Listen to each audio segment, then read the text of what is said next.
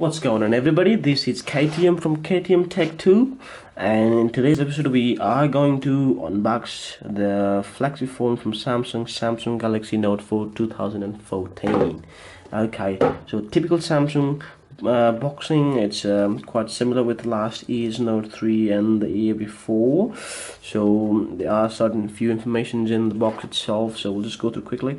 This is the 32GB version, the black one, and as this time around Samsung has got Quad HD Super AMOLED display with superb camera, enhanced S Pen, and fast charging technology, which I'm going to talk about in a while. Okay, as far as networks considered, is a 4G LTE category up to 6, CPU 2.7 GHz quad-core processor, display 5.7 inches as I said earlier, Super AMOLED display, and camera is 16 megapixel autofocus with optical image stabilization on the rear and 3.7 megapixel on the front, Wi-Fi, Bluetooth, voice SD, and ANT. Okay, well, without further ado, let's quickly go into the box. What's in there? Alright. There we go. Okay, typical Samsung product. Alright, there's another little information on the screen itself. So this is all I've already just talked about. So we'll just take this thing off, peel off. Okay, so this is the phone itself. It just looks extra premium just by holding the phone. If you really compare with last year's Note 3 or the earlier generations. Okay, I'll talk about the phone in a little while, so let's see what's in the box itself. Okay, typical Samsung. So it has got some information about quick start guides, and then a little packet for older phone for recycling purpose. This Samsung has been doing this for long. As far as I remember, they've been doing this from the earliest phone manufacturing, so all the quick warranty cards and all that there. Okay, so let's see what's further in. Okay, let's get this thing off. So, okay, it has got a headphone, which is really good addition, because this is around we don't normally get headphones in phones or tablets nowadays. So it has got typical Samsung phones. I don't say it's the best one, but it's a lot better than the cheaper one that you find in eBay or Amazon.com. So okay, let's put this aside. I'm not a huge fan of listening to music on my phone. So some spare earbuds if you need all them in the future, and then a little pin for the earphone itself. Okay, so there's nothing in here. Okay, as far as charge is considered, I've just taken the charger out and charging my camera at the moment because it just ran out of battery just a little while ago. So I'll just talk about the charger for a little while. It has got a very special feature in it. Okay, let's put this thing in and then pack it off. Okay, so let's come back to the phone. Alright, so here's the gorgeous 5.7 inch Super AMOLED Quad HD display. Okay, as I said earlier, 5.7 inch diagonally. Towards the lower side here, it has got one home button, as usual Samsung phones. Home button, which has got a Touch ID on it, similar to the Samsung Galaxy S5, but Samsung claims that it to be a lot far better than it was in Samsung Galaxy S5. Okay, two buttons in the sides, back and multitasking capacitor button. Okay, and then towards the right side it has got the power button, this time around a bit low so that you can easily reach through your thumb.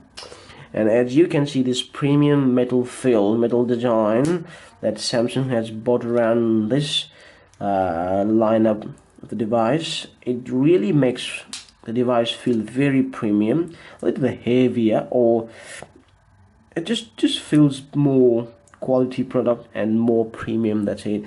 Towards the left side, it has got a volume rocker up and down, and on the bottom, it has got a micro USB charger. Samsung has downgraded this from 3.0 to 2.0 this time around. Noise consolations there, and then the stylus for the Note itself. On the top, it has got a 3.5 mm headphone jack. some other microphones, and then IR blaster for controlling your TVs or any gadgets.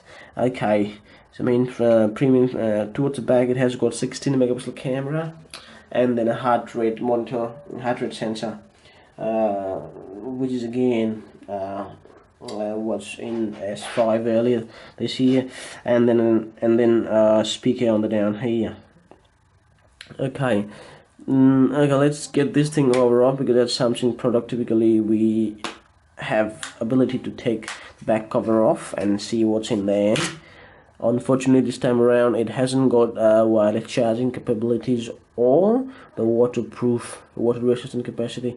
Okay, let's put this down here. Extension micro SD, I think it supports up to 128 gigabyte. At the moment I've got 64 gigabytes. Your SIM tray, at the moment I've got Vodafone, and then your giant humongous battery. This time around it is 3220 milliampere. So what I assume is, last time around when I had Note 3, it I was quite happy with the battery in that, so I presume this time around it won't disappoint me again. I know it has got ultra high definition, but still the battery should last as long as it did in the Note 3 itself. Okay, so talking about the charger, it has got a ultra quick, what is it called exactly? It's called fast charging capabilities. So it's 2.0. So what happens in this is, Samsung claims that 50% of the battery will be charged within the 30 minutes time. So I've been using this for a couple of days now, so, and I'm quite happy about the charging speed. It gets charged very quick, and then it's very good feature, because at the moment I think, as far as smartphones are considered, the major barrier for any smartphones at the moment is the battery itself. Talking about the back case here, this time around Samsung has been able to make this back case feel a bit more like leather. I'm not sure if it's proper leather or what is it. Should be a plastic, but still, the feel and the touch, it just feels like leather. And they have got rid of the stitches that they had in Note 3. I think there were too many people criticizing about that. That's why they got rid of this time. And then this time around, I think they've got antenna built in somewhere top here. Okay, somewhere top here. So other than that, it's Samsung 3.7 megapixel front facing camera. There are some proximity keys there, sensors for all that, and as I already said, touch button integrated in the home button itself. And then I'm quite happy about the device, so I will be using this device for another week or so, and then I'll be coming up with my first review of the device itself. It might take me a week or so, and then I'll be talking about battery performance in that video furthermore. So thank you very much for watching this video, guys. I hope you guys enjoyed. If you enjoyed, don't forget to put comments or hit the like button on the down there. So as I said, I've just started making YouTube videos, so I'm sure I'm far behind than other YouTubers there around, but I'm trying my best. So anything you feel like a compliment or suggestion or complaints, don't forget to mention it in the comment section, so that this will provide me a chance to improve myself, enhance and explore myself, and then I'll improve myself. Thank you very much again. I'll see you again in another video. Thanks.